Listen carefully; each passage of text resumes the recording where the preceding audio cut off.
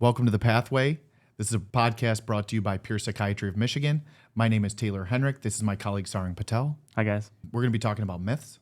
We're going to be diving in on destigmatizing some of the myths associated with mental health. We hope to be able to squash some myths and help you get to the root of things. Let's get it.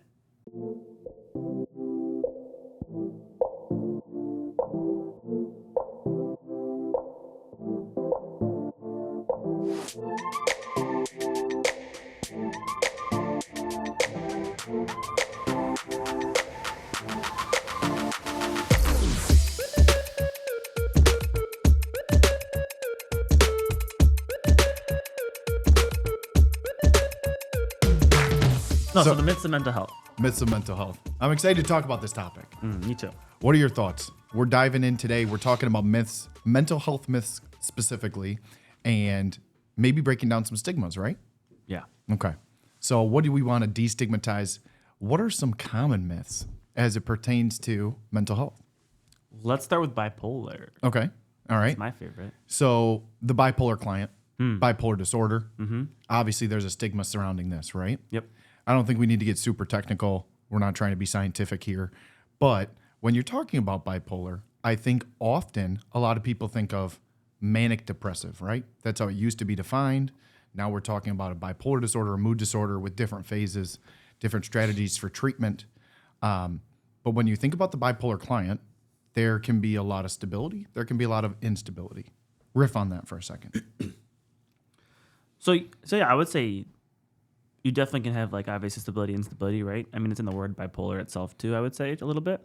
But the stigma behind it comes into some people accept it because maybe they have a mom or dad, someone in the nuclear family that has it, so they're like kind of, aware of what it is. Mm-hmm. But most patients don't. So Right. when you say, hey, there are bipolar features, it's like, no, I don't have this. No way.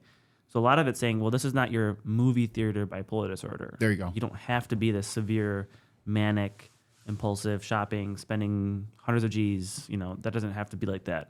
And I would argue that most people who diagnosed bipolar 1 or 2, you don't actually see those active manic or hypomanic episodes. That's a great point. Right? You have depressive features for sure. Mm-hmm. And you're just saying, do you have mood swings, racing thoughts, irritability? Have you been impulsive? Minus Amazon shopping, because that's so simple for all of us. Right. If you have those, then there's a mood feature. So naturally what happens is you've seen your primary care, you've seen somebody else in the past, you've been through numerous antidepressants, and then you're like, oh, I'm not feeling any better. These meds are useless. Mm-hmm.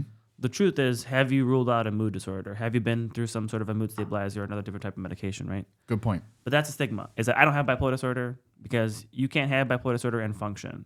Right. That's the stigma that you want to break down. For sure. If I can add on to that, I like that you brought up the hereditary component. We know there's a strong hereditary component when it comes to a mood disorder being passed generation to generation.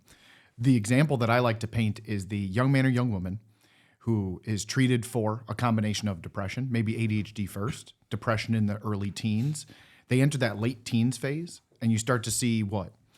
Reckless behaviors, risky decision-making, maybe promiscuity, things outside of the character, right? So this is a disorder that presents in the late teens, early 20s typically, and if treated appropriately, like you said, if you're refractory to multiple different antidepressants and you see symptoms that are indicative of some sort of a mood disorder, there's something more than depression, getting the right medication on board, you can nip this in the bud, in essence.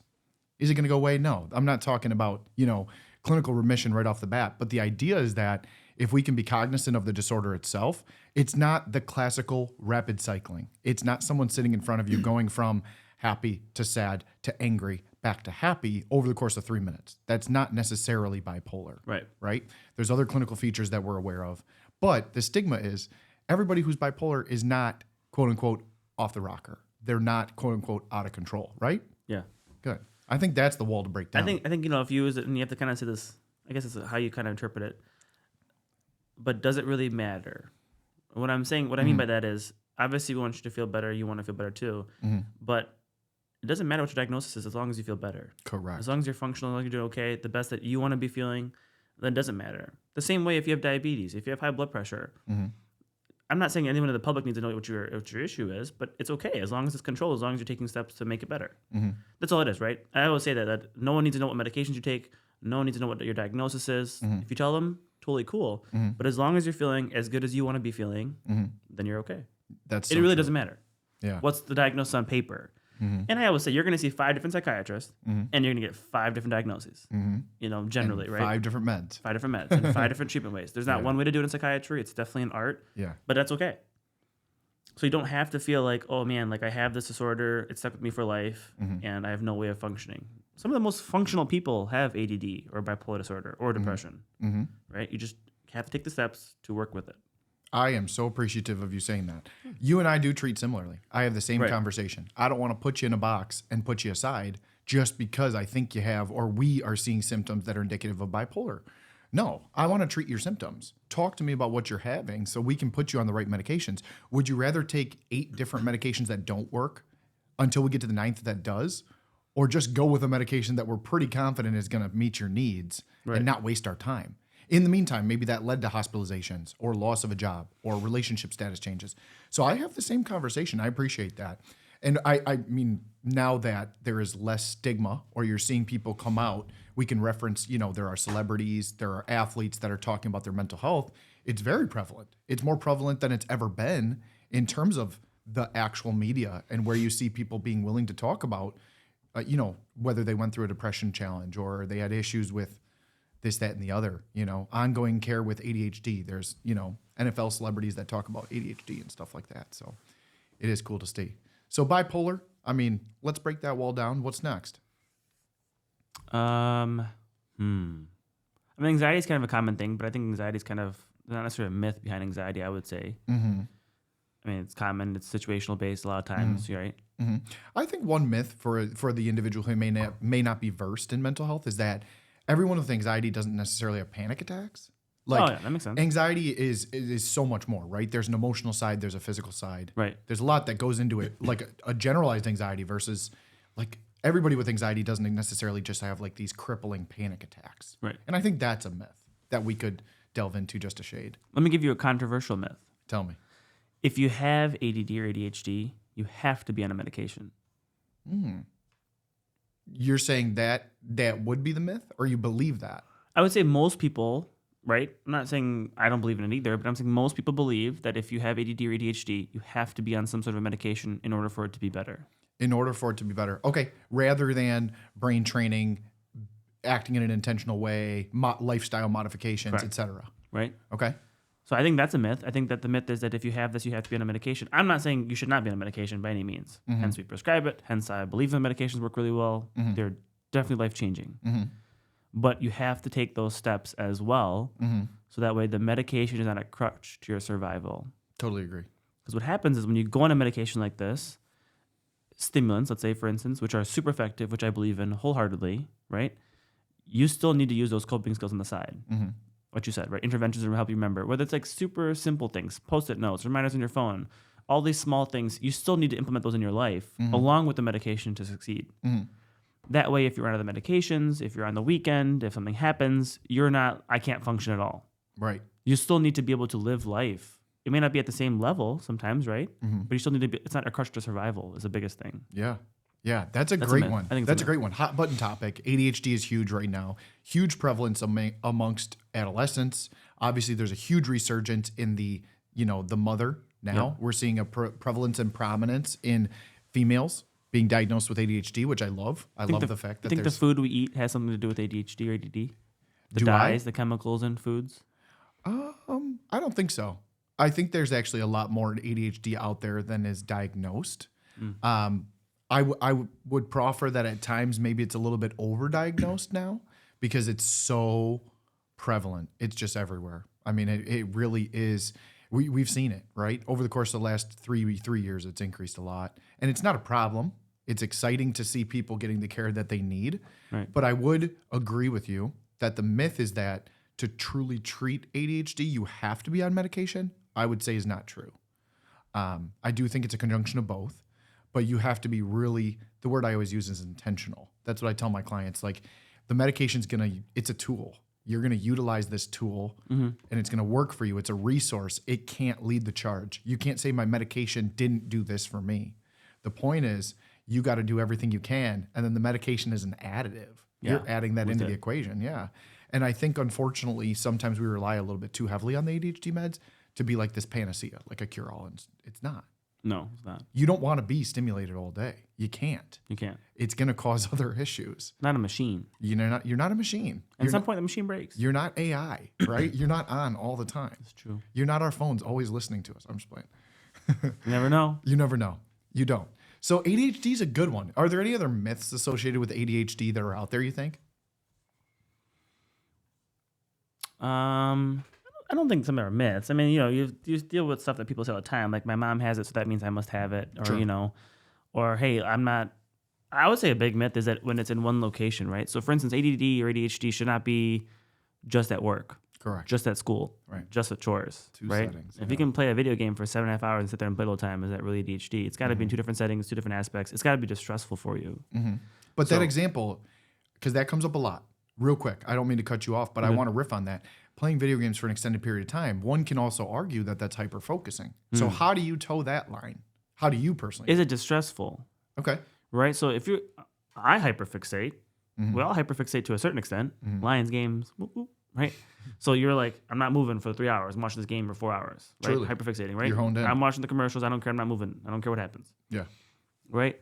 But is it distressful? Okay. So if even ADD or anxiety we talked about too, right? If it's a distressful issue, then you should treat it with medications. You can still have a non-distressful issue. Use therapeutic modalities to help it get better. Use your skills, whatever you got to do to get it to get yourself to feel better.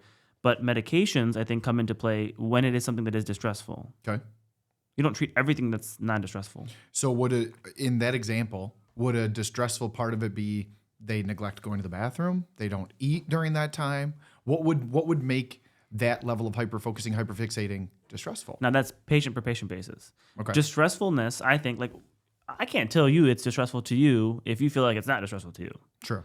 To a certain extent, unless it's like extreme cases, right? Mm-hmm. But if you say, hey, this is distressful for me, how am I to tell you that that's not distressful? If you have self-awareness, you can say when you're distressed or not. Yeah, if it's causing Yeah. you distress and you can justify how it's distressful, of course, unless sometimes kids can't obviously verbalize it, right, to a certain extent, then it's something that is distressful. You work with the patient to kind of meet them where they're at, but it's not cookie cutter like that. Right. The same way I say that everyone's trigger, right? We're all genetically predisposed to mental health. Something, depression, anxiety, moods, bipolar, schizophrenia, somewhere it's in our family, whatever it may be, right? Yeah. In your genes. Yeah.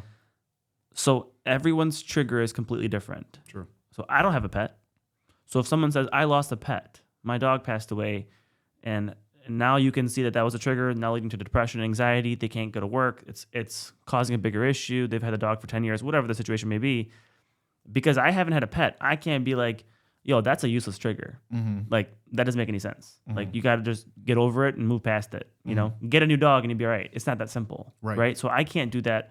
So in psychiatry, you have to be able to, therapists, everybody, mental health, I can't judge you and say that's not your trigger. You got to empathize. You have to empathize, but that's your trigger. But to me, it may be a loss of a loved one, loss of a job, financial, decline, hardship, Yeah. whatever it may be. House burned down, whatever. Yeah, everyone's triggers are completely different.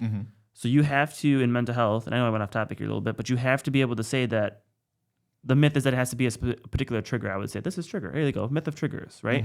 That it has to be a severe trigger For you to enter into an episode. That's a good myth. But what is a severe trigger? It's patient per patient basis. What's severe to you may not be severe to me in my mind because I haven't experienced it, but I have to meet you where you're at and say, yeah, that is a severe trigger for you. You know what I'm saying? But why does it have to be a severe trigger to trigger an episode? It can be mild, it can be mild, but I'm saying to you it may be severe, and to me I may say it's mild. Right. But a trigger is a trigger. Right. So we have to not, yeah, you're right. So don't label a trigger as mild, moderate, or severe. A trigger is a trigger. A trigger's there you go. trigger. There you go. I think you pull the trigger. I think you just demythicized. That's not a word. You just Demythicized. demystified. You took away the myth. Like associated with Mythbusters. myth. You busted that myth. Bust that myth. I'm proud of you for busting that myth. You know what? Triggers are a good point, though. I think conversations that you and I have had about people individuals in general, having different thresholds for stress, right? To one individual, a stressor can be something that another individual may not identify as a stressor, vice versa, right? Some people can be in the midst of a real chaotic tornado-like home life, and they're like, yeah, everything's good, And something else could happen that's seemingly trivial on the outside to somebody, but it could feel like a very significant stressor to someone else. So different variables, different individuals' threshold for managing stress can also play a role in how they're triggered, right? Or what makes them feel stressed, right? Right. What causes them to feel emotional, have a crying spell, have to call a friend for support. It's different. It's different per person. Yeah, everyone's different, right? You can't look at it like a cookie cutter. Yeah. That's the biggest thing. Yeah. We started with ADHD. We moved to triggers and stress. Let's just throw out there, we can't not talk about myths and depression. We have to hit something in depression related. Yeah, I would say a big myth that a lot of people think about is that I don't feel depressed when they come in. So they say I can't concentrate, I can't complete my tasks. I have low attention. I have ADD for sure. It's not depression. A big component of depression is low attention, low concentration, right? So I think that a lot of people think they don't have depression unless they're having crying spells. They're crying. They feel helpless. They're suicidal. Good. It's like I don't have depression unless it's severe. But mild depression and moderate depression is way more common, where you have low energy, low motivation, and you think, oh, I need a medication to give me motivation, energy, attention, concentration, when actually it's depression.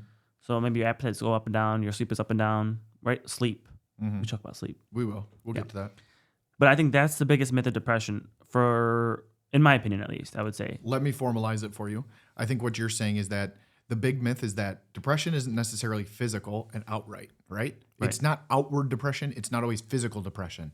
You're not always disinterested, sad, weeping, can't do anything, locked inside a house. That's not necessarily depression. Sometimes it is. But other times, like you said, it's appetite changes, it's sleep changes, it's disinterest. Yeah. I always think of people who say they're canceling plans. That's the big one for me is like, like your friends are inviting you all the time, family's inviting you and you're not going. So you are isolating to some degree. You are secluding yourself. But that to me is like, that's just a sad portion of depression. Yeah. And it may not levels. be, and there's excuses. So like, somebody can make excuses and say, oh, I just couldn't make it. Oh, I'm out of town. Oh, I guess work went late. I can't come today. So they can mask it really well. So to the other people, they don't seem depressed because when they see them, they seem fine. But this individual is like, they don't want to do anything. So I think there's just so many different presentations. It can be very physical. It can be like the slowed down, almost like the hypothyroid picture. It can be, very classical. And then it can be atypical. So as a clinician, I love that we get to kind of dive in and be like, maybe you came here for anxiety, but I'm definitely sensing some underlying depression as well, and kind of go through that with them. Here's a question. Okay. If you feel like someone in your family has depression, do you bring it up and say, hey, do you feel like you have depression? Do you talk to them about it? Or do you just say that because it's mental health related, you don't really butt into it? So I think that brings a myth to me is that I don't really get involved in someone else's mental health that's a friend, a brother, a sister, a family member because, I don't really understand it. I don't know what they're going through, or I don't want to upset them or make them more depressed or make them feel like I'm coming at them by any means. Or is it your obligation, or is it the right thing to do to actually talk to them about it? It's a great question. And it's very hard to answer that for all cases. It's hard. The myth is you should not call someone else out or reach out to someone else about their mental health, or vice versa, right? The myth is that you should reach out in all cases and try to help someone if you feel like they're struggling. Yeah. But we know from personal experience, if you do that, you're towing that line. Maybe that person doesn't want to talk about it. They can really get hurt, offended, feel accused, persecuted because you may bring something in a genuine manner trying to help that individual, but they could take it a very different way. Right. The converse side of that is they may say, man, I was silently reaching out for help and I really needed help. I'm so glad you reached out. Right. So it's based on your relationship with the patient or the person, I should say. Yeah. Family member or friend, right? Yeah. Relative, whatever it is. I argue that you reach out because you're not reaching out to say, hey, like, why do you have this issue? Why do you have depression, anxiety? Like, what the heck? You're reaching to say, yo, like, I'm here for you. To me, it looks like it's bothering you. I may be wrong. I may be off here, but I'm here. I'm here to support you if you need to. If not, totally cool. I understand it, but you're reaching out in that sense. That's my personal opinion. This is a great talking point, though.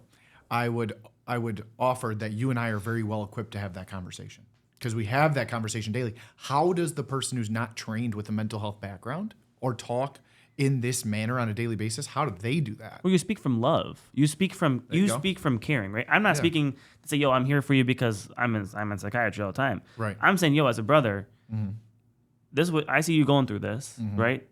I don't know anything what your trigger is. I don't know if I'm off here at all. You may not have depression at all. You might just be off. But I'm here to say I think there's an issue, and if you're here, I can talk to you about it. If not, I might be totally off. But I'm just reaching out because I'm trying to support you. The same way that if I had something like that, then let me know too.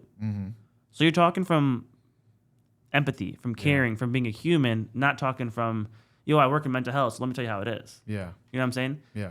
You don't have to be a cardiologist to tell you, yo, that's not a pretty good diet here. We probably should be a little healthier. Like, you don't have to be in this field to say that, right?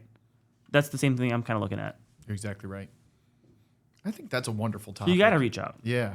Making a difference in someone else's life. I'm not saying, yo, I made you an appointment for a psychiatrist on Monday. Go see them. That's not what I'm saying. Right. I'm like, yo, let's grab dinner. Let's grab lunch. Let's just talk and see how it is. Yeah. Because you actually do more harm, I think, by saying, I don't want to piss him off. Or I'm going to just say, hey, we're not going to get involved too much. And it's not my job to step into your business. I'm not stepping into your business. I'm giving you a hand. But those little actions, going out to dinner with a bud, right? Inviting them over for a friend group gathering. Where do we go to dinner? The next time you go somewhere involving that person, right? Yeah. Just making that person feel wanted and included can be enough to turn the tide, right? It doesn't need to be some monumental gesture.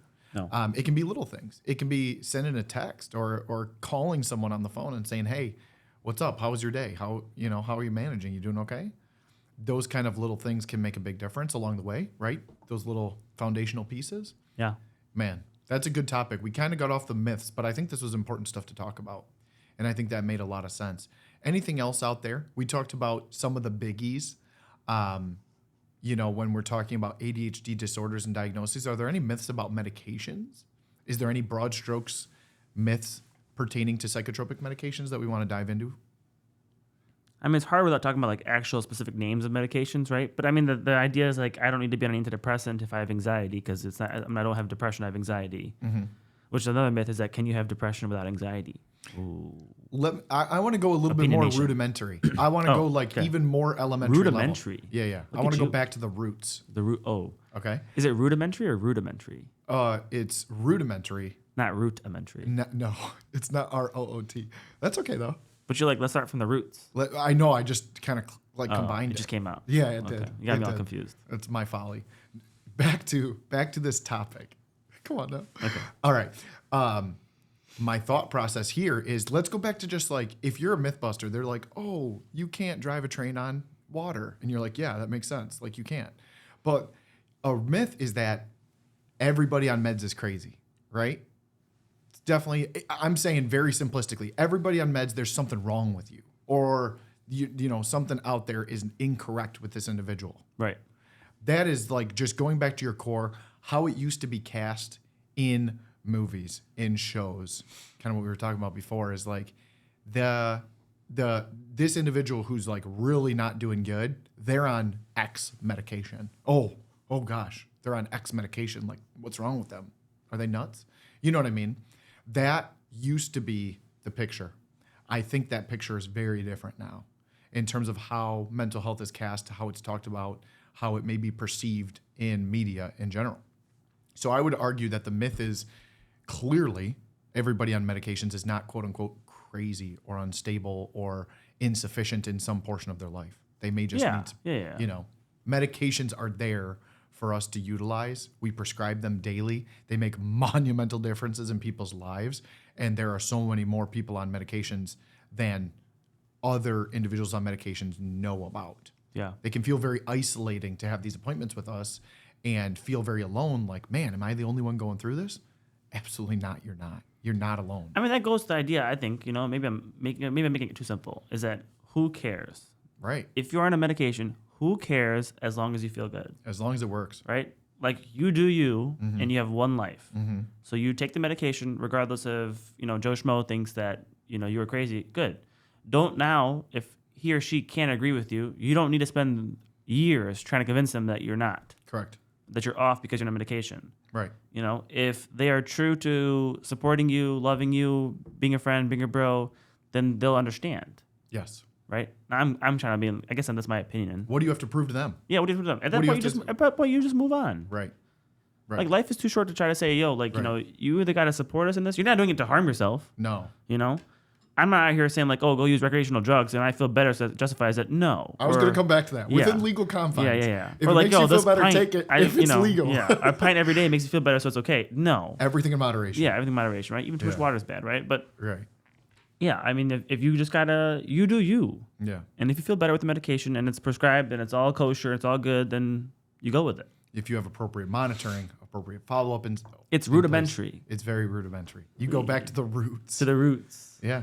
Oh, I think we squashed some really good myths. squashed. Yeah. Yeah. Squashed them. We didn't play squash, but we squashed some good myths. I've never played squash before. This was a topic that I really enjoyed. This is something that I think was important for us to talk about, being younger dudes in mental health and just like saying, hey, this is what it is. Like, Yeah. you have questions about myths, let's squash them together and let's Get to the roots. Get to the roots. The rudimentary issues. Yeah. You are improving my lingo. I'm trying to bring your vernacular. Oh, what's up to vernacular? up I've never to used the another word level. vernacular before. Well, that's Or gainfully. I was gonna say because you're gainfully employed. I'm gainfully employed.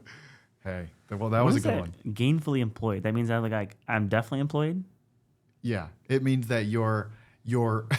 I use it all the time and I can't define it. But when you're gainfully employed, it means that they're doing really well in their job and they are enjoying their job, they're thriving, and they are definitely employed. Speaking of jobs, Tell me. burnout. Burnout. Oh, okay. Topic change. Yeah. Is that topic for right now or for later? Later. Oh, okay. But we'll get to it. That was a good segue. Yeah. Segue. What kind of segue you talking?